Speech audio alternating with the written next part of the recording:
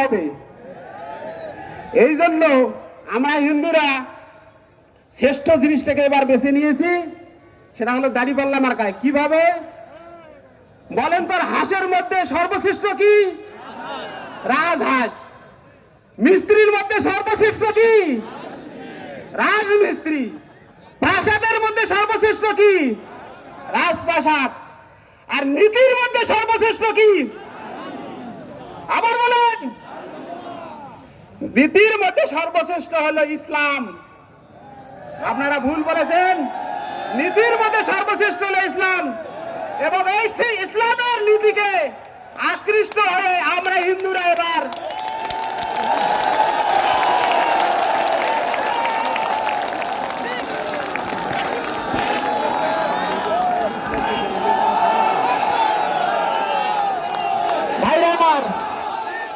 এই ইসলামের আদর্শ অনুপ্রাণিত হয়ে আমরা যখন হিন্দুরা শতভাগ ভোট দেওয়ার চেষ্টা করতেছি, আর আপনারা 92% মুসলমান ভাইরা এখনো আপনারা কোনো সিদ্ধান্ত উপনীত হতে পারেন নাই।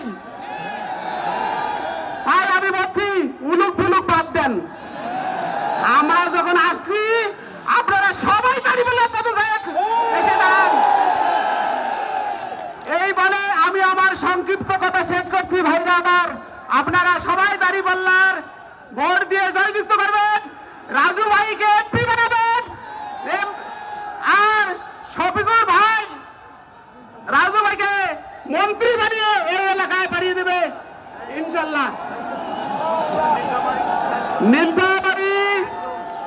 নীলফামারীতে 4 জন ক্যান্ডিডেট আছেন ভাইরা আমার, লালমনিরহাটে 3 জন।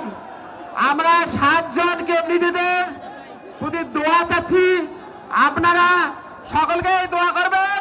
আমরা হিন্দুদের পক্ষ থেকে আপনাদের মন ভরা দোয়া করছি, আপনারা যেন এই পথ ছাত্রীতে এমপি জয়যুক্ত হয়ে দেশের ভাব মুক্তি উজ্জ্বল করে। এই জন্য সকলের প্রতি আবারও আদাব ও নমস্কার জানিয়ে আমি শেষ করছি।